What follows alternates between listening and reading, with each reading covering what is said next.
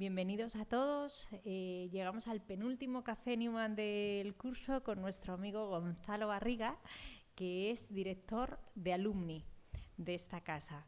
Debajo del paraguas de Alumni hay muchos otros departamentos y muchas responsabilidades. Por eso le agradecemos muchísimo que haya aceptado esta invitación.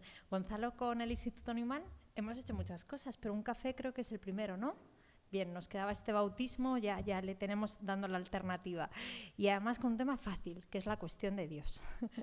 No sé si todos habéis estado, esto de que seamos pocos me permite hacer así clase. ¿Todos habéis estado en un café? A ver, no es muy bien, vale. Genial, gracias por decirme, porque así os explico en un minuto qué es lo que vamos a hacer en esta hora, ¿vale? El Café Newman tiene ya unos 15 años de tradición en esta casa. Antes no dábamos café. Ahora no lo damos en mano, pero tenéis un ticket de café. Si alguno no lo ha cogido, que lo coja, porque con eso os entregan un café. La idea es que cuando uno se toma un café después de comer, normalmente, además de la cafeína que necesita, es que se pone a hablar de cosas, ¿no? Y de cosas que aparentemente a lo mejor parece que no son urgentes, porque estamos en la tertulia, pero van surgiendo las cuestiones menos urgentes y más importantes que tenemos que hablar, ¿no? Por eso que tengamos un café en la mano es importante, porque nos ayuda a hablar tranquilamente, en tertulia. Y eso es lo que nos gustaría que fuera para nosotros la universidad. Los cafés son 1 hora, ¿vale? 1 hora en el que tratamos un tema existencial, la cuestión de Dios, el sufrimiento, la libertad, la muerte, el amor, es decir, cuestiones existenciales que se explicitan de muchas maneras, porque cada uno explicita las cosas importantes de muchas maneras, con muchas historias, con muchas preguntas, y nosotros lo hacemos siempre de una en particular. En este caso es Dios, ¿a mí qué? Pero otras veces lo hemos dicho de otras maneras. Estamos un ratito para que el ponente, en este caso nuestro amigo, colaborador, nos ayude un poquito a centrar la pregunta, a saber de qué vamos a hablar en esta hora, y se abre el diálogo. Y uno dice, ¿y para qué queremos un diálogo? O sea, ¿qué sentido tiene hablar de una cosa tan importante durante 40 minutos aquí nosotros peloteando? Porque eso es la universidad. En la medida en la que nos ponemos en juego, en el que necesitamos poner palabras, argumentaciones, en el que nos contamos las cosas, en el que confrontamos experiencia con fundamentos, vamos haciendo universidad. Lo más importante será lo que pase dentro de 1 hora con esta pregunta que os lleváis fuera, ¿no? Aquí no se va a resolver nada, sino que y resolver las cosas importantes tampoco fuera, pero sí que pondréis en juego esto que os lleváis aquí, luego fuera en vuestras clases, con vuestros amigos, con vuestros profesores, en vuestro tiempo libre, ¿vale? Para eso es el café, para pelotear la pregunta. Yo creo que te dejo ya paso. Gonzalo, ¿te parece? Cuando termine Gonzalo empezamos el diálogo, solo hay que decir quiénes somos, o sea, el nombre y la carrera, para conocernos un poco y hablar. Gracias. Bueno, pues gracias en primer lugar al Instituto John Henry Newman, a Rocío, a Paula, a Almudena, a Marta, a Consuelo, al padre Florencio, por invitarme a hablar hoy de Dios. Que me apetece un montón, aunque reconozco que el tema es muy, muy difícil y no soy un teólogo. Pero bueno, como se trata solamente de lanzar como una especie de disparo inicial, pues eso es lo que voy a hacer, ¿vale? Adelante. Bueno, antes de empezar yo me gustaría preguntaros a vosotros, o sea, por ubicaros, entiendo que todos estáis estudiando ahora mismo una carrera universitaria. Levantad la mano los que estáis estudiando aquí o en otra universidad la carrera. Vale. ¿Quiénes estáis en la facultad en esta facultad de Derecho, Empresa y Gobierno? O sea, AD, Derecho, alguna de esas carreras. ¿Quiénes estudiáis biotecnología? ¿Quiénes estudiáis educación? ¿Quiénes periodismo? Vale. ¿Arquitectura? No hay arquitectos. ¿Ingeniería? Ingeniería. ¿Medicina? Hay un grupete. Muy bien. ¿Fisio? Vale. ¿Y los que acabáis de entrar, qué estudiáis? Ah, muy bien. ¿Y cuántos estudiáis farmacia? Bueno. O sea que el grupo más nutrido hoy es el grupo de farmacéuticos. Muy bien. Bueno, pues yo soy antiguo alumno de esta universidad y estudié aquí periodismo, como algunos de vosotros. Y bueno, y ahora os contaré alguna cosa más de esto. Bueno, como ha dicho Rocío, voy a hablar a 15 minutos en una presentación que os he preparado y luego abrimos y disparamos un poquito de fuego porque se trata sobre todo también de escuchar las respuestas que tenéis vosotros a esta pregunta que os formulaban aquí los compañeros de Newman y que está aquí también en este cartel. Algunos de vosotros, no sé si vosotros o otros compañeros, habéis ido apuntando algunas respuestas a esta pregunta ya en el cartel que tenemos detrás, ¿no? Y cuando os hemos preguntado a mí qué, o cuando os hemos pedido que os hagáis esa pregunta, algunos habéis dicho es amor, otros habéis dicho bien, bondad, belleza, quien te quiere feliz, solo es una palabra, refiriéndose a Dios, tiene ahí una flechita puesta, otros dicen un poder superior, sentido y verdad, amor hasta el extremo, otro dice ni lo pienso, la verdad. Muy bien. Bueno, pues opiniones variadas como debe de ser. Cuando ayer le dije a mi hijo, le conté a mi hijo que me habían invitado hoy a hablar de Dios.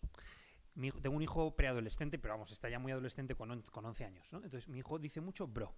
Bro es una palabra que tiene múltiples significados o puede expresar emociones diferentes. Puedes expresar rabia, puedes expresar sorpresa, puedes expresar... su bro de ayer fue una expresión de sorpresa total, fue un bro. Y luego me dijo, ¿pero te crees cura o algo así? Me dijo, ¿te crees cura? Porque entiende que de estas cosas solo pueden hablar los curas o algo así. Y hoy de lo que se trata es de que hablemos también entre nosotros, no sé si el padre va a venir, pero que podamos hablar con franqueza de lo que pensamos de esta pregunta, porque todos, no solo los curas, por supuesto los curas hablan con mucha propiedad de esto, pero todos nos hacemos preguntas parecidas a esta y todos tenemos una respuesta. Yo a vuestra edad tenía una respuesta que era que a la pregunta de a mí qué, yo decía pues a mí nada, o sea nada, quiero decir, sí, me interesa, pero tampoco mucho. ¿Vale? Esta era, cuando yo estaba ahí sentado, esto era lo que yo me decía. Y en este momento de mi vida, pues tengo otras respuestas. Bueno, pero antes de empezar a hablar de esto, yo quería contaros alguna cosa más y empezar esta charla Newman hablando de una cosa diferente, ¿vale? Empezar esta charla Newman o este café Newman hablando de las reinas del pasado. No sé si a alguno os gusta la historia. ¿Os gusta la historia a alguno? Bueno, vamos a hablar de reinas del pasado, ¿vale? Pero... porque en el pasado hubo reinas feas, entonces vamos a hablar de reinas feas del pasado, no de cualquier reina, ¿vale? Solo de reinas feas. O sea, también hubo reyes feos, que no se me enfade nadie, porque igual estáis pensando, joder, que tío, solo va a hablarnos de... No, también hubo hombres reyes feos, aquí os he traído un ejemplo del pobre Fernando VII, que además de feo fue bastante malo, ¿vale? Pero nos vamos a centrar hoy específicamente en las reinas, ¿vale? En las reinas feas del pasado, que como vais a poder ver en la siguiente diapositiva, fueron muchas. Aquí os pongo 3 ejemplos de las reinas del pasado. Una española, otra italiana y otra inglesa. Isabel la Católica, que fue una mujer llena de virtudes, pero según nos la pintan los testigos, no era precisamente Mónica Bellucci o Scarlett Johansson. A su izquierda está Isabel I de Inglaterra. Isabel I de Inglaterra, que ahí no la pintan muy blanca de piel, pero dicen que se daba un ungüento muy blanquecino en la cara, que además acabó matándole porque era un maquillaje venenoso, y entonces debía tener un aspecto un poquito sorprendente, cuando menos. Y la de abajo es María Luisa de Parma, que es la mujer de Fernando VII, entonces como veis era un matrimonio peculiar, el rey que os he puesto antes, y que tampoco era un dechado de virtudes físicas. En realidad, si echamos la vista al pasado, a mí me gusta mucho la historia, en realidad ninguno de nosotros hubiéramos pasado la prueba del algodón de la belleza, ni los más guapos o guapas del lugar, porque en el pasado, en fin, la gente no se cuidaba tanto, la higiene brillaba por su ausencia, no había dentistas, con lo cual la mayoría de las personas pues tenían los pobres una dentadura, se la cuidaban muy poco, en fin... todos hubiéramos resultado bastante feos en el espejo de la historia. Pero no todas las reinas del pasado fueron así. Hubo una, cuentan los cronistas, a principios del siglo XVI, que nació hermosa, muy bella. Y que además tiene que ver, y ahora ya vamos, hay salto teológico, Rocío, no te asustes, vamos ya descendiendo hacia la pregunta de, bueno, ¿y a mí qué? ¿Qué tiene esto que ver conmigo, las reinas y los reyes feos del pasado? Bueno, pues que Isabel de Portugal, que aquí la estáis viendo, no fue una reina tan fea como las demás.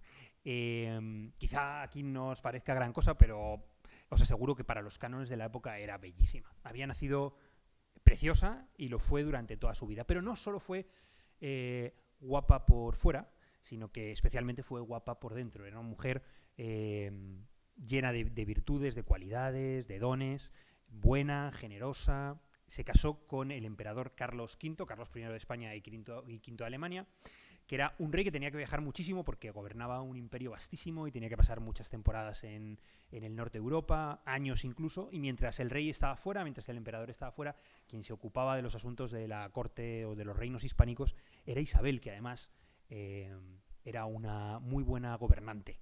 Y un ejemplo para las mujeres también de hoy día, es decir, una mujer llena de virtudes, de cualidades, y además una mujer fuerte, una mujer que gobernaba con firmeza y al mismo tiempo bueno, como sabéis hacerlo las mujeres.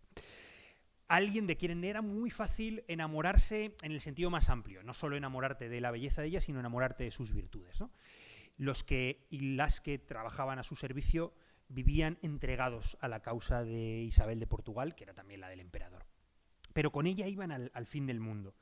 De hecho, este era el caso del personaje del que os quiero hablar, de Francisco de Borja. Él era duque de Gandía, ¿vale? Un duque del Reino de Aragón, de una de las familias más importantes del Reino de Aragón, y pasa a formar parte de los hombres de confianza de la reina. Y como os digo, la reina reinaba porque el emperador pasaba mucho tiempo fuera. Y el duque de Gandía la acompañaba a todos lados. De hecho, se llegó a casar con una dama de compañía de Isabel de Portugal. La fascinación que sentía el duque de Gandía por Isabel era brutal.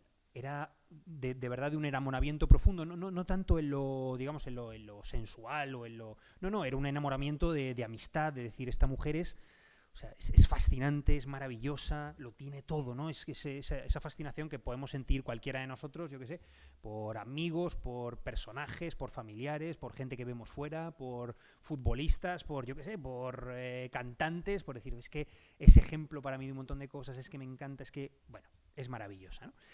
Y consagró su vida, el duque de Gandía, Francisco de Borja, al servicio de la emperatriz. Toda su vida la tenía entregada a ella, todo lo hacía por ella. Dormía poquísimas horas, trabajaba solo a su servicio de una manera de entrega absoluta y total. Pero hete aquí que a los 36 años Isabel enferma y muere en Toledo.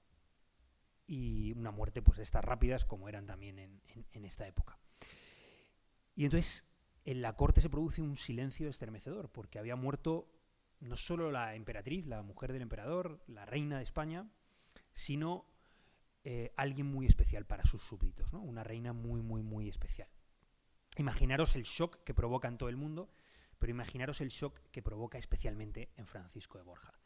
Se queda absolutamente desolado como, bueno, pues con esos dolores profundos que a lo mejor alguno de vosotros ya ha experimentado desgraciadamente en vida, ojalá no, pero de esos que te marcan de una manera intensísima, porque todo el sentido de la vida de Francisco de Borja había desaparecido con Isabel. Con la muerte de Isabel, la vida de Francisco de Borja carecía en ese momento de sentido.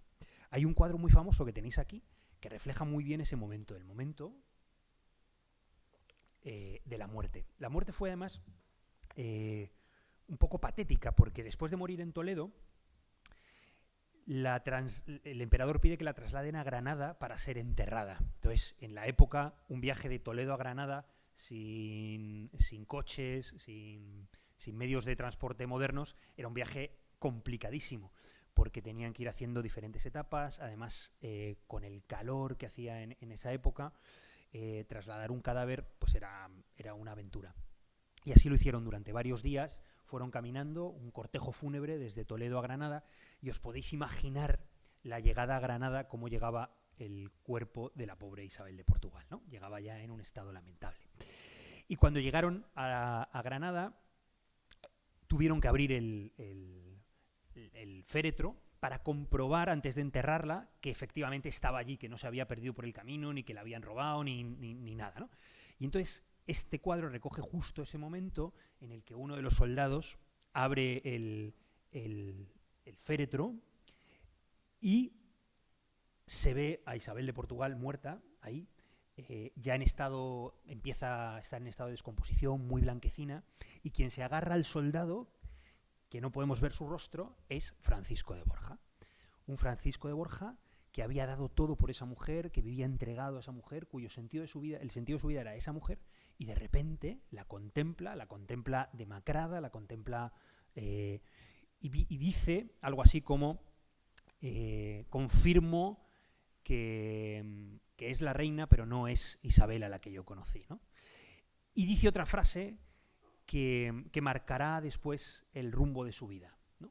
Porque en ese momento Francisco de Borja se hace preguntas, y una de las preguntas que se hace es esta, ¿no? ¿Y a mí qué? ¿Y qué tiene que ver esto con mi vida? ¿Y qué pasa a partir de ahora? Se hace muchas preguntas. Y entonces apunta ya una primera respuesta, que es: juro que no volveré a servir a ningún señor, en este caso a ninguna señora, que se me pueda morir. Porque este hecho impacta profundísimamente en su vida y le lleva a preguntas también muy, muy profundas, ¿vale? Francisco de Borja era un joven como cualquiera de vosotros, o como cualquiera de vosotras, alguien con toda la vida por delante, con sueños, con éxito vital, éxito profesional. Era un tipo divertido, exitoso, y en un momento determinado su vida ocurre algo y cambia para siempre. No solo, y entonces en ese momento, como digo, hay un momento en la vida de él y de todos en el que surgen preguntas, y ya está, y esto era todo, no hay nada más. Y entonces surge esa pregunta de ¿a mí qué? ¿No? Esa pregunta de ¿a mí qué? Empieza a tener sentido. No fue el único Francisco de Borja al que le ocurrió algo así. A otro joven como cualquiera de vosotros o de vosotras, exitoso, simpático, amiguero, guerrero, audaz, que se llamaba Íñigo y que había nacido en un valle de Guipúzcoa, un poco antes que estos personajes de la historia anterior, pues también le ocurrió algo en su vida que hizo que se hiciera preguntas, pero no se las hacía. Y os he traído aquí un fragmento de una peli que os quiero poner, que es muy, muy, muy, muy cortito, en donde... A ver. Ahí lo veis. Vale. Misericordiam, indulgeat tibi Domino. Este es Íñigo, del que os voy a hablar, que como digo era un guerrero que luchaba al servicio de la corona de Castilla en la guerra contra los franceses en el sitio de Pamplona. Y a Íñigo las cosas de Dios le daban igual. Vais a ver ahora que hay un cura ahí confesando a gente a punto de entrar en la batalla, porque claro, la muerte es muy probable, y entonces le ofrece confesión y el tío le dice, mira, no me cuentes rollos. Y bueno, y vais a ver lo que pasa en la batalla. Necesitan es un capitán que les saque de aquí con vida. ¿Muy ocupado, padre? Los hombres buscan a Dios cuando saben que pueden morir, capitán Loyola. ¿Quiere que le confiese? Para cuando terminemos la batalla, todo habrá concluido. ¡Sacad toda la munición! Que no le venga con esto. ¡No dejéis nada! Mantened la pólvora seca. Sí, señor. Has firmado nuestra sentencia de muerte. Eso lo hicimos cuando nos alistamos. No finjas ser uno de los nuestros. ¡Hay que cubrir la brecha! ¡Paremos a los bastardos!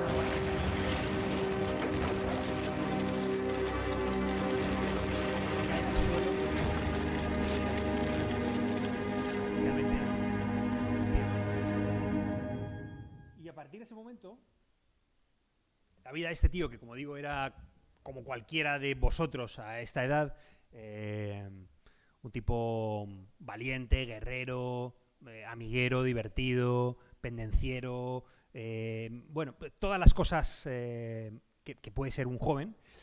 A partir de ese momento su vida cambia, porque le hieren en la pierna, está a punto de morir y le llevan de nuevo a su casa, y en su casa tiene que recuperarse, pero no una recuperación como las de las operaciones de ahora, cuando te lesionas en una pierna haciendo deportes, sino una recuperación de meses en la que primero lucha por su vida y después su pierna queda completamente destrozada, sin wifi, sin WhatsApp, sin Netflix, sin nada, solamente con libros, ¿no? Y en ese momento cambia también la vida de Íñigo, igual que había cambiado antes la vida de ese otro muchacho ese tipo que se llama Francisco. Y empieza de nuevo a hacerse preguntas que alguna de ellas tenían que ver con esta que tenéis vosotros aquí, y es, ¿y a mí qué? ¿Y ahora qué? ¿Qué tiene que ver Dios con esto? ¿Tiene algo que ver? ¿Tiene algo que ver con que me hayan herido en la pierna? ¿Tiene mi vida algo que ver con Dios? ¿O tiene mi vida más que ver con las batallas en las que lucho? Sí, muy bien, muy valiente, muy guerrero, pero en las que acabo herido y nada más, ¿no? Bueno, esto que les pasaba a Francisco o a Íñigo sigue pasando, ¿no? Sigue pasando en el mundo de hoy, y estos momentos, digamos, frontera en el que uno le vienen las preguntas. Y a mí me gusta mucho el fútbol, no sé si a vosotros os gusta, pero a veces pienso que los guerreros de la antigüedad, ahora que guerra sigue habiendo, pero es verdad que los jóvenes de vuestra generación y de la mía, pues no vamos a las batallas como antiguamente. Pero el fútbol tiene algo de lucha moderna, ¿no? Y de modernos guerreros.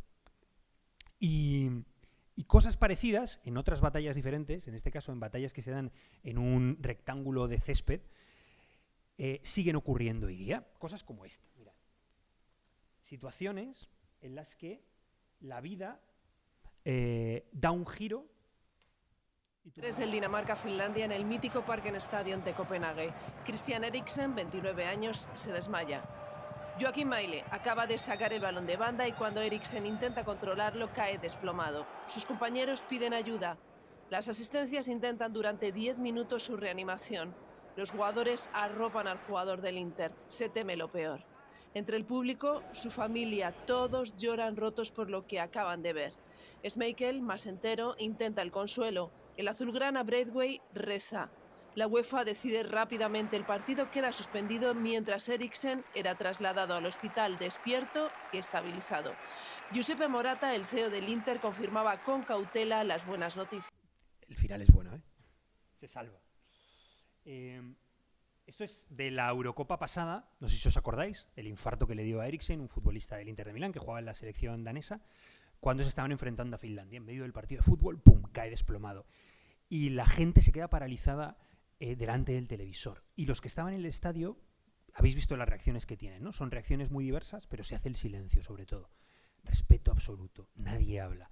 Unos rezan, otros buscan ayuda, los más guardan silencio, pero a todo el mundo le impacta, todo el mundo conecta con eso que está ocurriendo. Se produce un instante de esos que se producen pocas veces. La hinchada rival, que hace un minuto le estaba insultando, en ese momento se calla, se estremece y cuando se lo están llevando le aplaude.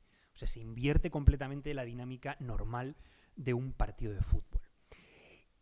Y sobre todo lo que ocurre, y más hubiera ocurrido si el final no hubiera sido así, si hubiera sido aún más dramático, es que surgen preguntas. Surgen de nuevo preguntas que tienen que ver con, bueno, ya está, esto es todo, ¿y qué hago yo? ¿Y todo para esto? ¿Y todo para el éxito que se puede ir en un momento?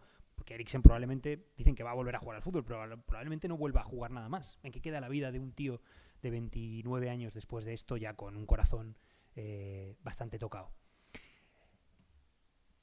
¿Qué quiero decir con esto? Que las preguntas surgen en diferentes momentos de la vida y van a surgir siempre. En muchos casos, en el caso de muchos de vosotros, esas preguntas ya han surgido y puede que hayan tenido que ver con estos acontecimientos, que como veis son acontecimientos un poco dramáticos, pero en otros momentos han podido tener que ver con otros acontecimientos que no han tenido por qué ser ni dramáticos o han sido directamente felices, ¿no? Estabais en el campo un día y habéis visto un paisaje alucinante y habéis dicho, ¿y esto que es tan bonito es fruto del azar o es fruto de... o estabais con unos amigos pasándolo de maravilla y se ha tenido que terminar la fiesta y habéis dicho, es que y ya está, y la fiesta dura tan poco y si lo que me pide el cuerpo es tener fiesta y risas con amigos, toda la eternidad. Y en otros momentos es que os ha dejado el novio a la novia y decís, bueno, y todo lo que me he entregado este novia, ya está para esto. Es decir, las preguntas surgen y tienen diferentes respuestas, pero detrás de cada una de esas preguntas, si tienen que ver con lo importante de la vida, siempre está Dios. Siempre hay una pregunta última derivada de estas, que es esta, que es ¿y a mí qué? Dios, ¿y a mí qué? ¿Qué tiene que ver Dios con todo esto? ¿Qué tiene que ver Dios con mi vida? ¿Qué tiene que ver Dios con las preguntas que me hago? ¿Qué tiene que ver Dios con las situaciones que ocurren en mi vida? A veces maravillosas, a veces menos maravillosas, pero que siempre ocurren y que van a ir ocurriendo a partir de ahora. Y si hay un lugar para empezar a responder a estas preguntas, y ya con esto vamos terminando y os dejamos paso a vosotros, ese lugar es la universidad. No se me ocurre un lugar mejor, en general, pero en vuestra vida en particular, que sois universitarios, para empezar a responder a esta pregunta. La pregunta por Dios y a mí qué. Porque la universidad es ese lugar donde únicamente se habla de Dios. No, ni mucho menos, aunque en la universidad se debe hablar de Dios, sino porque en la universidad se estudia toda la realidad. Y cuando digo toda la realidad es toda, ya habéis visto, aquí hay gente de farmacia, de periodismo, de enfermería, de ingeniería, de disciplinas muy diferentes. Y porque toda esa realidad, la que tiene que ver con las materias que estáis viendo a diario, la que tiene que ver con el grupo de teatro, la que tiene que ver con sociedad de debates, la que tiene que ver con el cole mayor, detrás de toda esa realidad, quizá esté Dios. Y si no está Dios, por lo menos el lugar para hacerte esa pregunta es aquí y ahora. ¿Tiene Dios algo que ver con esto? ¿Tiene Dios algo que ver con las células que estoy mirando a través del microscopio en farmacia? ¿Tiene algo que ver Dios con los periódicos digitales que estoy analizando en clase de periodismo digital? ¿Tiene Dios algo que ver con el túnel del viento con el que estoy experimentando en el MSI? La universidad nace con este fin, con el fin de estudiar la realidad, todo lo que es humano, todo lo que tiene que ver con nosotros, ¿no? Y la Universidad Francisco de Vitoria, concretamente, nace también con esta misión, con la de intentar entender la realidad. Por eso la pregunta es 100% universitaria. Tiene que ver con vuestra vida aquí y ahora, con vuestra vida de universitarios. Y por último, bueno, y el lugar ideal para empezar es es la universidad. Y esta pregunta, de a mí qué, y ya os la voy a lanzar ahora a vosotros para que me digáis a vosotros qué, para mí tiene 3 posibles respuestas. Bueno, tiene más, pero 3 que por resumirla, ¿no? Dios, ¿qué tiene que ver con mi vida? Pues una posible respuesta es nada. No tiene nada que ver con mi vida. Alguno lo habéis apuntado ahí en ese cartel o en otro que he visto por allí. No tiene nada que ver, es solo una palabra, ¿no? Alguien lo ponía por ahí. O ni lo pienso, la verdad.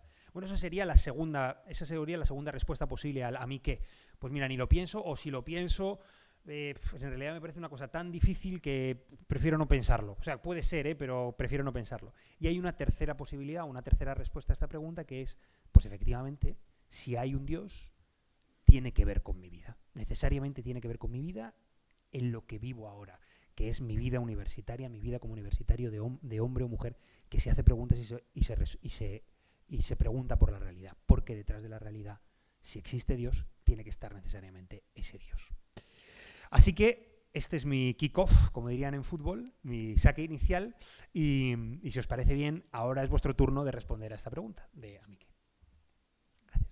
Nada, yo les iba a decir que entiendo que claro, es un pase difícil de rematar a gol, pero no consiste en rematar a ningún sitio y no hace falta, o sea, las intervenciones van desde repreguntar a responder, a concluir, a enjuiciar, a contar una experiencia, a hacer universidad, ¿vale? Porque el objetivo es confrontar desde distintas ciencias que estáis vosotros qué juicio tenéis sobre esta pregunta, porque tenéis ya una inteligencia madura, ¿no?, para responder a determinadas cosas. Solamente eso, decidnos quiénes sois.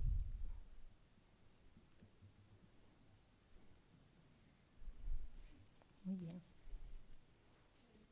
Espera, vamos a esperar mientras te pasan el micrófono, quiero saludar a algunos alumnos profesores que están en la Universidad Católica de Valencia. Algunos están conectados y nos han dicho algunos amigos de allí que estarían viéndonos, con lo cual somos más de los que vemos. Así que por eso lo del micrófono, ¿vale? Para que nos puedan escuchar. Pues me llamo Sofía y estudio Periodismo y Relaciones Internacionales. La cuestión de Dios es una cuestión que me planteo yo casi a diario. No me considero creyente. Estoy un poco... soy agnóstica, yo creo. Porque al final es una cuestión que creo que es tan razonable el creer como el que no. Porque realmente no se puede demostrar su existencia. Porque tampoco se puede demostrar su inexistencia. Entonces, al final, mi pregunta es, ¿por qué es mejor creer en Dios que no creerlo? O sea, ¿cuáles son las razones por las que yo debería creer en Dios y entregarme tanto a una causa que no sé si realmente existe? Pues la típica pregunta fácil, ¿no? No es pasar el toro, ¿eh? Es que como había otra pregunta detrás, si queréis hacemos, y yo invito a algunas personas del público a responder, Padre Florencio. No, no solamente era una broma, ¿eh? Estoy invitando al equipo, pero también entre vosotros, ¿vale? Que esto no es una rueda de prensa. Gonzalo, aunque sepa hablar de casi todo, pero no es el experto en Dios al que se le puede... No es una rueda de prensa, hablamos entre todos. Bueno, lo mira también sobre todo una pregunta. ¿Quién eres? ¿Perdona? ¿Quién eres? Soy Manuel, Manuel. estudio farmacia aquí en la Francisco de Vitoria.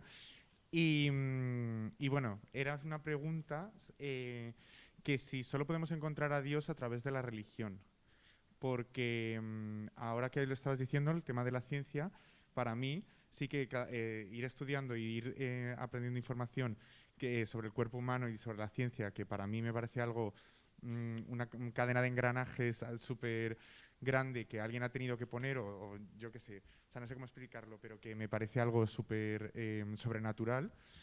Yo sí que puedo llegar a encontrar a Dios en ese tipo de cosas, pero a lo mejor no darle una forma, ni un Dios que tenga que ver estrictamente con la religión cristiana. Y era eso, una pregunta, si solo podemos encontrar a Dios a través de la religión, a través de ir a misa, de cantar unos cánticos o rezar un tipo de oración. Quería daros las gracias, Sofía y Manuel, porque me parecen preguntas que van al núcleo, ¿no? Y como van al núcleo no son fáciles de que las tratemos, pero muchísimas gracias, porque esto sí que, que habéis cogido bien el guante, gracias. Es muy fácil entender que si tratamos el conocimiento de Dios como se trata el conocimiento de cualquier cosa, no vamos a llegar a nada. ¿Por qué lo digo? Entonces, a Sofía, no hay razones para creer en Dios. Si alguien te convenciera con razonamientos de creer en Dios, ten la seguridad de que eso no es Dios. O sea, hay pruebas de la existencia de Dios. Bueno, antes se llamaban pruebas, ahora se llaman vías de acceso al conocimiento de Dios, que en parte, ¿cómo era el otro? Manuel. Que en parte es lo que ha dicho Manuel, ¿no? La vía del asombro ante la realidad. Esto no puede ser casualidad, ¿no? Pero todo ese camino intelectual hacia un posible Dios es muy interesante, merece la pena hacerlo muy a fondo en la universidad, pero al final, si no es el encuentro con un Dios personal, no sirve. Entonces, busca razones, pero por más razones que encuentres, y si hiciéramos un análisis a fondo, hay más razones para creer que para no creer, pero las razones para creer no demuestran, sino te ponen delante de un abismo que o saltas o no saltas. La fe es eso, ¿no? Entonces, en este sentido, ese Dios fácil de los razonamientos, ese Dios fácil es de las pruebas de su existencia, es demasiado fácil. Y te pongo un ejemplo muy sencillo. La fe posible, ya veremos ahora qué tiene que ver esto con la religión, ¿no? Pero la fe se parece más a un encuentro de amor que al resultado de un razonamiento. O sea, la fe se parece mucho al amor, porque al final, ¿quién te puede demostrar que ese que te has encontrado, que parece que te llena, que parece que te gusta, que parece que puedes hacer un proceso o una vida con él, ¿quién te puede mostrar que eso va a funcionar? Nadie. Y sin embargo, das el salto al vacío, ¿no? Entonces, ahora imagínate, que un día hablamos tú y yo, bueno, perdón que lo personalice, Sofía. Sofía hace 10 años, una niña adolescente que está empezando a tal, y yo cuando me case, y me hace una lista de 15 características del novio que quisiera tener, ¿no? Típico, muy infantil, pero una especie de lista, ¿no? Y si yo me la encontrara ahora o dentro de unos años y me dijera, padre, ¿se acuerda de la lista de 15 características que hice? Pues mire, me he encontrado a fulanito. ¿Y cómo lo encontraste? Pues porque cumplía las características. Yo iría a ese tío y le diría, sal corriendo. Porque era razonamiento, era el menú de lo que yo quisiera en una cosa tan importante como el amor, y ya me lo encontré, este es el de las 15 características. Eso no es amor, porque es una cosa muy self-made, ¿no? Y así es la fe.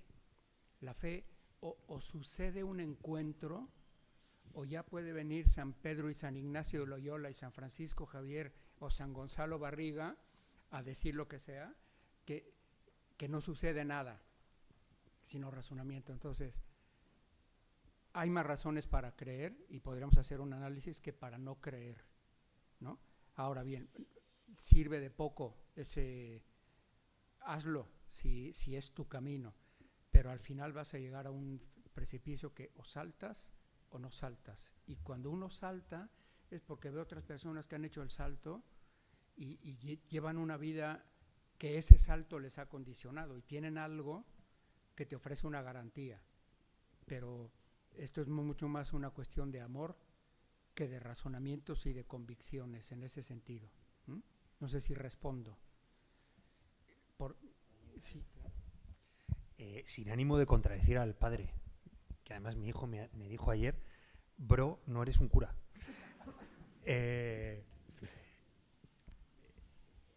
Totalmente de acuerdo con el hecho del padre. Por supuesto que sí. Lo que pasa es que, no sé, Sofía y Manuel, o alguno de vosotros, si no estáis en una fase incluso previa, ¿qué quiero decir? En un momento en el que penséis a lo mejor que es que ni siquiera es razonable pensar en la existencia de un Dios. Porque hay mucha gente, yo he estado ahí, y no sé si alguno de vosotros está ahí también, en el momento de decir, es que ni siquiera me parece un cuento chino, una cosa de viejas, una cosa de abuelas, una cosa de pasada de moda, una cosa antigua. Es que no tiene sentido ni razón, ni es algo razonable. Efectivamente, el final del camino no puede ser otro que el que dice el padre. No puedes intentar atrapar a Dios en tu razón, porque además tu razón es limitada. Ahora bien, y aquí me corrige padre, ¿es razonable pensar que pueda haber un Dios?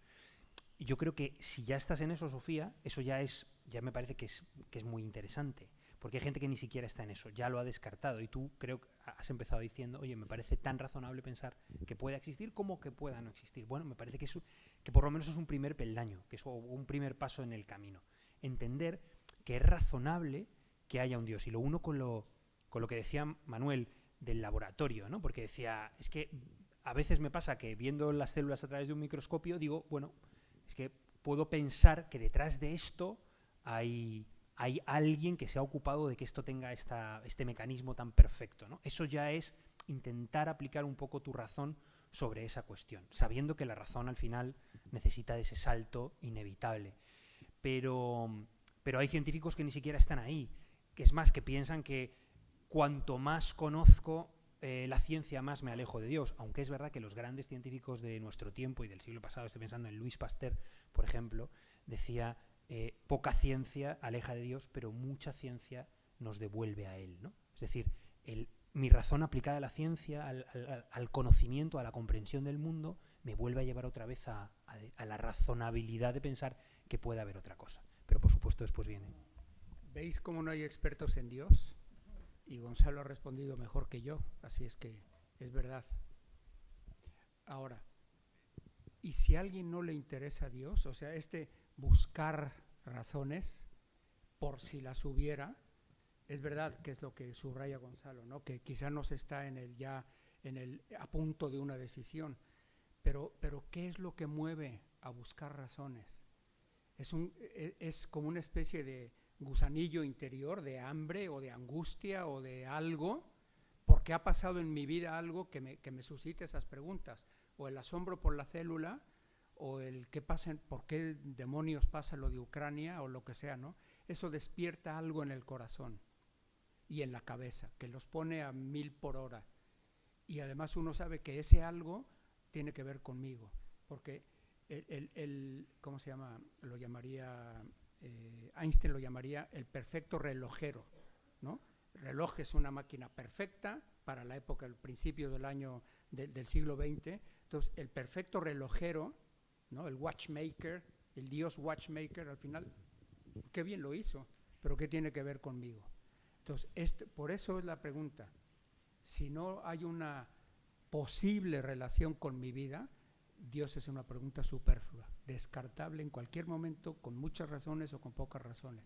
Por eso hay que mirar un poquito en mi corazón si me interesa o no me interesa y por qué. No, Manuel, ¿ya está respondido lo que tú decías? Cualquiera dice que no.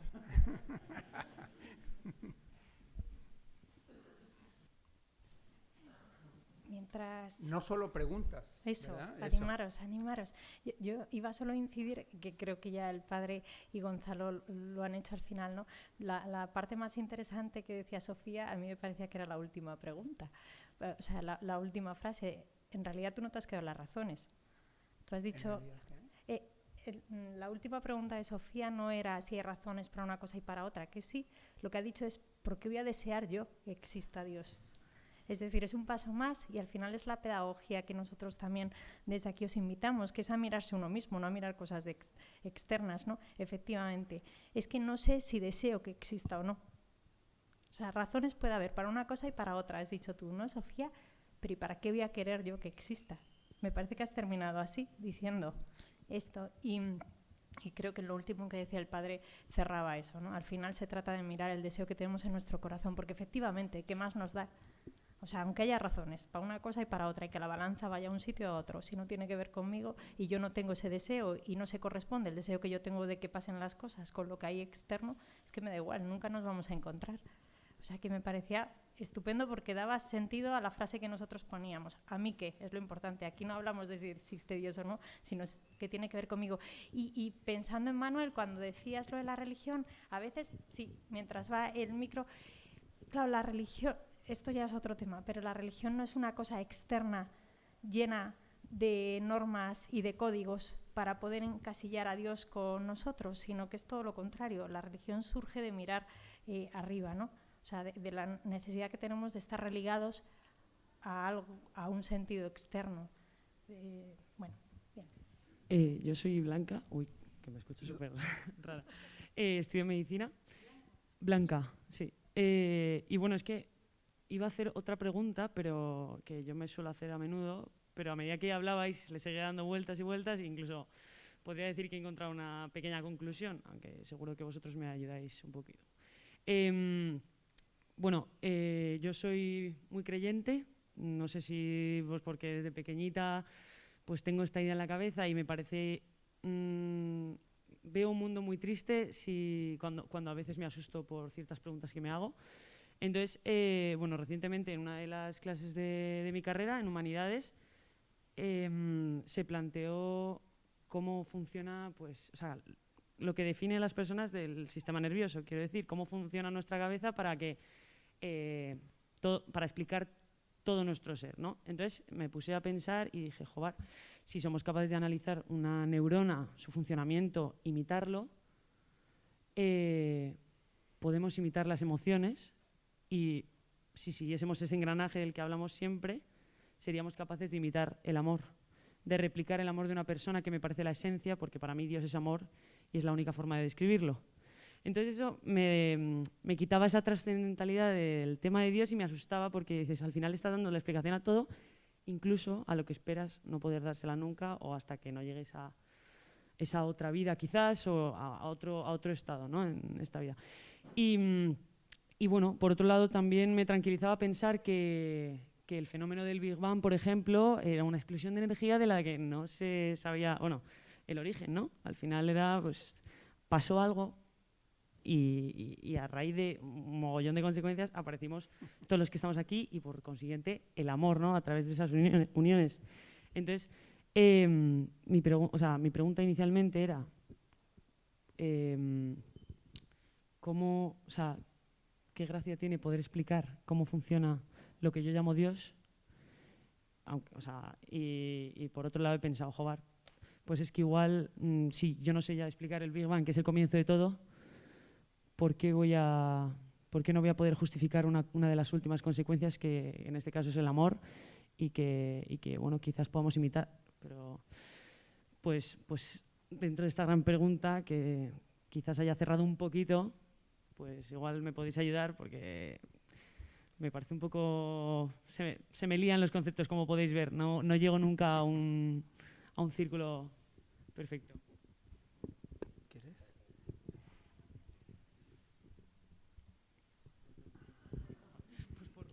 Es que sí están mezcladas las dos cosas. A ver si consigo, Blanca. Es que no es una pregunta ¿no? cerrada, simplemente es, ya digo, una Sí, reflexión no. que yo misma intento Sí. justificar. Pero... Mira, de nuevo, si eso que llamamos Dios, con religión o con lo que sea, no es un encuentro con alguien distinto de ti, ya puedes tener todas las emociones que te genere ya sabes que Dawkins, uno de los grandes nuevos ateos, habla del gen de Dios, que además, como reconoce el fenómeno universal de la religiosidad en la raza humana, lo explica con un gen, y él habla del gen de Dios, que no sabe dónde está ni cuál es, ni nadie lo ha...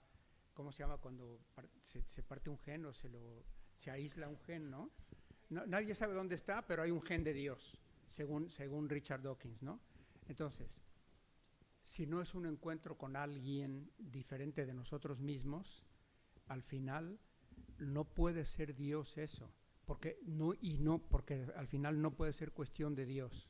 Entonces, la religión, a base de repetir actos, de ir a misa porque nací en una familia católica o de lo que sea, si no lleva a un encuentro que verdaderamente te trasciende a algo verdaderamente personal, ya podemos producirlo en laboratorio o explicar todo el proceso, que será explicar una parte, digamos, constitutiva de la experiencia de Dios, pero no la experiencia total. Es como lo que le decía antes, ¿cómo eras? A Sofía, es... Padre, no solo cumple las 15 características el Adonis que me he encontrado, sino mira, aquí está la foto. Como no te dé un beso, da igual las características y la foto. ¿Ves? Entonces, al final, todo esto es cuestión de un encuentro con alguien. ¿Que ha sucedido o puedo querer que suceda en mi vida? Pero cuando planteamos todo esto desde el punto de vista del mero conocimiento racional, no llegamos. Sí, no, es que es precisamente eso, porque yo conozco la sensación, me parece indescriptible, o creo que la conozco. Lo que yo asocio, pues lo que dices, que no se puede explicar, que es pues una sensación, pero que puede pasarte en misa, pero a mí me pasa estando sola en silencio, o escuchando música, o viendo algo precioso. Esa emoción es lo que yo llamo Dios y lo que me une a mí con la religión. Lo que precisamente me da miedo es saber que eso se puede imitar y por tanto justificar, y que igual no tiene, o sea, esa trascendencia que veo más allá puede ser copiado por unas cuentas matemáticas que consigan imitar lo que estoy sintiendo. Entonces como que le quita la gracia, por así decirlo. Creo que lo que puede ser reproducido, digamos, o inducido, es solo una parte pequeña de todo, que es un sentimiento, el sentimiento de emoción, el sentimiento de asombro, el sentimiento de ¿no? O de paz profunda y tal.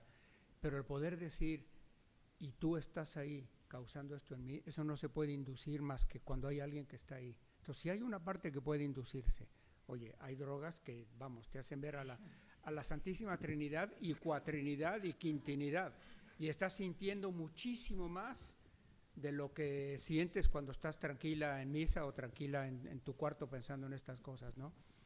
Pero el tipo de experiencia de alteridad, o sea, de encontrar algo distinto de mí realmente, es más que una emoción, inducida químicamente o espiritual realmente ante el sagrario. Por eso la clave de todo esto es el hecho de un encuentro con alguien con A mayúscula que se da en mi vida. Porque así he sido formada, porque he buscado y he encontrado, o porque sin buscarlo se hizo presente en mí, como el caso de Íñigo de Loyola o de Francisco de Borja o tantos otros, ¿no? ¿Me dejas apuntar una cosa ahí, Sofía? Branca, perdón. Lo primero, o sea, gracias por compartir esta experiencia, Blanca, que entiendo que mucha gente nos podemos ver reflejado en ella, que es una experiencia de vida, en realidad, de vida como camino en el que vas sintiendo o vas viviendo diferentes cosas, ¿no? Desde la infancia que decías que siempre habías creído, si no me equivoco, hasta un momento ya de más madurez en el que surgen dudas o surgen incógnitas, interrogantes, ¿no? Que entiendo que es un poco en el momento en el que estás. Y esto es algo que nos ha podido pasar a todos y que nos va a seguir pasando y que nos pasa a todos. A mí me pasa, me lleva pasando desde pequeño que he vivido altos, bajos, momentos de éxtasis y momentos de soledad profunda cuando pienso en las cuestiones de Dios. Momentos en los que he dicho, jo, sí, lo veo claro, y momentos en los que digo, ¿y si todo esto no es nada más que una engañifa? Es decir, esa es una experiencia súper humana y gracias por ponerla aquí porque creo que estamos hechos de eso, estamos hechos de esa pasta, ¿vale? Y lo bonito es que tú te sigas preguntando las cosas, ¿no? Y tiene que ver un poco también con lo que apuntaba Manuel antes, ¿no? De la mucha ciencia, de la poca ciencia, de la posibilidad de intentar empezar a comprender también esto. Y la experiencia de fe, pues eso, tiene también esos momentos. Y tiene momentos de duda cuando de repente piensas, oye, si esto de la fe, de creer en Dios, no es nada más que un juego de mis neuronas que necesitan quedarse tranquilas por no sé qué cosa. Y además eso lo podemos replicar en una máquina dentro de poco tiempo. Y habrá un robot que sienta lo mismo que yo. Entonces, joder, si siente lo mismo que yo y también tiene... Entonces es que no hay Dios, porque se lo creo yo. Entonces, ¿qué pasa? ¿Que yo soy Dios? Bueno, todas estas cosas que seguro que os podéis estar preguntando. Y es verdad que os ha tocado vivir un momento diferente del nuestro, en el que estáis súper sometidos a imágenes, a series, a tal, transhumanismos, multiversos y todas estas cosas, ¿no? En donde veis cada vez más posible crear seres ya que sientan y hagan como vosotros y que vivan como vosotros. Y ahí uno inevitablemente también se vuelve a preguntar, bueno, ¿y dónde está Dios también en todo eso, ¿no? O sea, que todo eso, digo, no nos vamos a meter porque no es objeto de este Café Newman, pero entiendo que todo eso ocurre y opera también dentro de vosotros. A mí hay una cosa que me ayuda, y por si te ayuda a ti, Blanca. Cuando me vienen esas dudas, que me vienen, lo confieso, y digo, o sea, me ayuda también pensar en experiencias humanas que creo que es que no son replicables, la verdad, o sea, o que no son explicables solamente por una conexión neuronal. O sea, cuando en el campo de concentración de Auschwitz los soldados nazis están buscando ahí a alguien a un polaco para matarle, que es padre de familia, y dicen, venga, vamos, que te vamos a llevar al paredón, y de repente da un paso al frente otro polaco que era compañero de campos de concentración de y dice, oye, mira, os propongo un trato, me cambio yo por él, por este padre de familia. Y da un paso adelante y los soldados nazis dicen, vale, aceptamos. Y le salva la vida a ese que era padre de familia y se entrega a él y da la vida por él. Me cuesta entender que ahí hay una conexión... hay conexiones neuronales, por supuesto que sí. Hay un ejercicio de la razón, claro que sí. Pero hay algo más. Hay algo más que veo que es difícilmente replicable en unos y en otros. Hay algo más que tiene que ver con que te has encontrado, como dice el padre antes, con otro que le ha dado un sentido a tu vida que rompe toda la lógica humana y toda la lógica de las conexiones neuronales, que a lo que te deberían llevar es a preservar tu vida, ¿no? Porque si atendemos a las leyes del instinto y de la naturaleza y de todo eso, lo que tú tienes que decir es, joder, pues pobrecito este padre de familia, pero yo lo que tengo que hacer es conservar mi vida, y no. Y lo que hace ese tío es dar la vida por otro, rompiendo todas las leyes. Y eso solo pasa porque ha vivido una experiencia que no es fruto de la razón, que es un encuentro personal con otra persona, que es única, que solo se da además en los humanos, en nosotros, y que tiene que ver con esta pregunta también. Muchísimas gracias.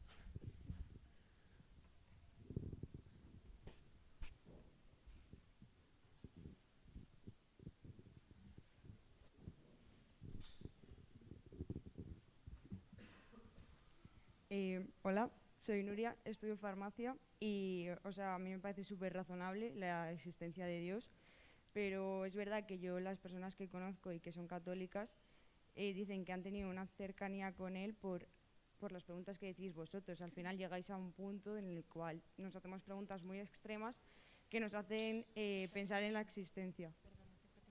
Vale. Que nos hacen pensar en la existencia de Dios. Entonces, mi pregunta es, ¿cómo llegar a un acercamiento con Él sin llegar al extremo de, pues me ha pasado esto y creo que necesito de algo más? Entonces, no sé, esa es mi pregunta.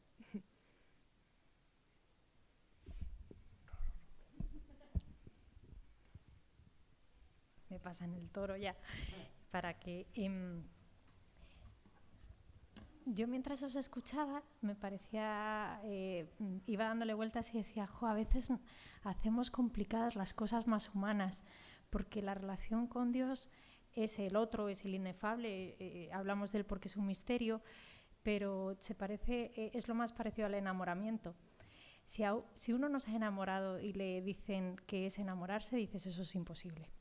O sea, uno no puede dejar de ser uno mismo, estar pensando todo el rato en una persona, hacer tonterías para que la otra persona esté bien, querer constantemente ser mejor para otro. Eso no puede existir. O sea, puedo esforzarme en que mi madre esté orgullosa, pero eso no es enamoramiento, ¿no? Y sin embargo sucede y existe. Y sin embargo los enamoramientos, cada uno podríais contar un enamoramiento distinto. Uno por un flechazo, otro resulta el amigo que estaba desde preescolar, que nunca te habías dado cuenta, y en la clase de química le ves de otra manera y dices, ¿pero qué ha pasado? Otro en unas vacaciones, otro buscando en las redes, otro, ¿no? Suceden de muchas maneras. Pues con Dios sucede lo mismo. O sea, no hagáis tampoco mucho ejercicio. Hay que utilizar la razón, pero no intelectualizar a Dios, ¿no? Grandes preguntas, se te muere alguien y te puedes hacer la pregunta o no, porque te anestesia el dolor y no te haces ninguna pregunta. Y puedes estar muy tranquilo en la vida y en ese tran del camino, pues vas viendo cosas que dices, yo quiero ser como este amigo, y te vas con un amigo a hacer no sé qué experiencia. Y ahí decides, ahí ves que efectivamente el misterio tiene que ver con ese Dios que te habían contado, ¿no? O sea, que hay muchas formas. Puede ser con preguntas y sin preguntas. Nuria, ¿no? Sí. Yo te cuento una experiencia de alguien, igual que estamos contando casos, ¿no? Un militar francés, finales del siglo XIX, de familia riquísima, un conde de no sé qué cosa, alto rango en el ejército francés, se cansa de una vida liberal y dice, quiero otra cosa. Y como viene de Francia, de la supuestamente católica Francia, que ya no era nada católica, dice, bueno, me voy a Palestina, porque ahí empezó todo el cristianismo, voy a ver si esto es verdad. Se va a Palestina, compra un terreno enorme, porque él quiere hacer ahí, quiere rescatar las ruinas de Cafarnaún, de Galilea, de Betsaida, de todo, dedica su vida a eso. Se pone en contacto con monjes franciscanos, con monjes ortodoxos, o sea, no católicos ortodoxos, busca, con la razón, con el dinero, con la vida, con todo. Es un tío intenso como nadie, escribe libros, escribe poemas, escribe todo, Charles de Foucault, y al final llega a un punto en el cual no sabe qué decir, y concluye con una oración que le llevó a un cambio trascendental, y había visto muchos signos de que parece que Dios sí existe, pero a mí todavía no he llegado a eso, ¿no? Que es en parte lo que tú planteas. Y la pregunta la oración que le sale es, Dios, si existes, manifiéstate. Muy honesta, porque obviamente es hablar con alguien, pero del que no tiene la seguridad. Sin embargo, ha visto signos de que puede ser posible, y el descartar los signos le deja más hambriento y más seco y más vacío por dentro que el afrontarla. Por lo menos si existes, manifiéstate, o si existes, dame un signo, lo que fuera. Tratar a Dios como alguien vivo, del que no tengo la seguridad de que vive, pero puede ser porque lo he visto en otros, o porque mi anhelo profundo me dice que esto no puede ser una cuestión de clase de metafísica, es una oración hermosísima.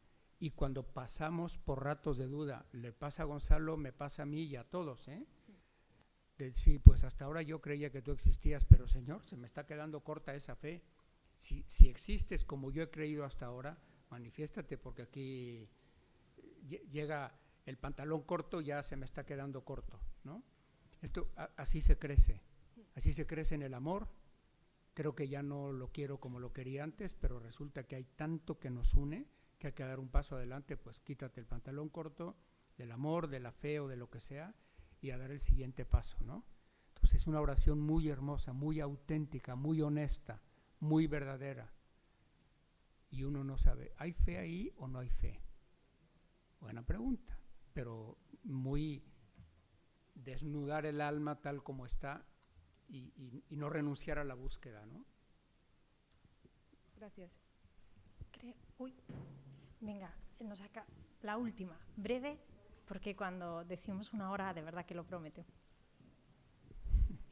Perdonad, para los que os vais marchando, en este papelito el Café Newman tiene segunda parte para aquel que quiera, se llama minicurso. Es el lunes que viene, tendríais que inscribiros, ¿vale?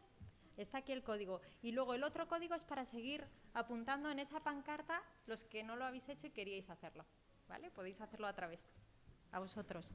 Hola, soy Cristina y estudio medicina. Y, a ver, es que hace 2 años me leí el libro de San Manuel Bueno Mártir, de Miguel de Unamuno, que habla sobre, pues eso, el cura que no cree en Dios y que, pues, consuela a su pueblo, digamos, de una mentira que él cree consoladora, digamos. Y pues cuando leí ese libro me hizo plantearme, o sea, yo soy creyente, pero sí que es verdad que voy por épocas y hay veces que estoy más cerca de Dios y otras más lejos. Y en ese momento fue como, me replanteé si realmente, sé que es un poco así como extremo, digamos, pero es todo una invención del ser humano para consolarse de la tragedia, ¿sabes? Y de, pues eso, no sé, como mentirnos a nosotros mismos para tener esa fe y poder vivir en paz. Y pues, no sé, esa duda, sí, no sé, eso. El final de la novela, si recuerdas, es no recuerdo cómo se llama, la sacristana, que es la que cuenta de su hermano, sí, del don Manuel, ¿no? Y de Blasillo, el loco, sí, el loco del pueblo, que al final es el que va gritando por todas partes, Dios mío, ¿por qué me has abandonado? Sí. Y tanto el agnóstico que termina creyendo que es el hermano de la sacristana, como Fray Manuel Bueno y mártir de ese sufrimiento, los dos se identifican con Blasillo. O sea, creen en el grito honesto de ese loco que le dice a Dios, ¿por qué me has abandonado? Eso es lo que expresa Unamuno. Y lo que tú expresas no es dejar de creer, sino pensar que Dios me ha abandonado. Bueno, y la clave de toda la novela es la que está contando todo esto, que era la sacristana que conocía perfecto a su hermano, a Blasillo y al Manuel, al padre Manuel. Al final dice, qué bueno era Manuel. Yo conozco su sufrimiento porque él creía que no creía, pero creía. Eso es exactamente. Entonces, esto es un barroquismo, es una cuarta derivada de todo, muy unamuniano, pero al final, en la misma duda sobre la existencia de Dios, honesta y en búsqueda, hay ya una especie de inicio de certeza de su existencia. Porque a mí, yo no sé si hay marcianos o no, pero no me preocupa, no me quita el sueño. O sea, no, ni tú ni a nadie. En cambio, ese haber vivido una experiencia de fe, como la había tenido ese sacerdote, haber vivido una experiencia de esa especie de abandono de Dios, pero seguir esforzándose por creer, el inicio o la permanencia en la búsqueda es ya una llamada del otro que me está buscando. No sé si respondo. Sí, gracias. Entonces, tú tenías una fe antes de leer eso, no dudes. O sea, no te pongas en el lugar del Manuel Bueno y mártir. Vete con la tuya, que era una experiencia muy auténtica. Y todos tenemos Blasillos en nuestra vida, ¿eh? Bien, acabamos. Uy, a Además, todos los signos. Es que lo tenemos preparado, llevamos toda la semana diciendo a ver si se despega justo a las 4. Se nos cayó Dios. Qué puesta en escena. Muchísimas gracias a todos.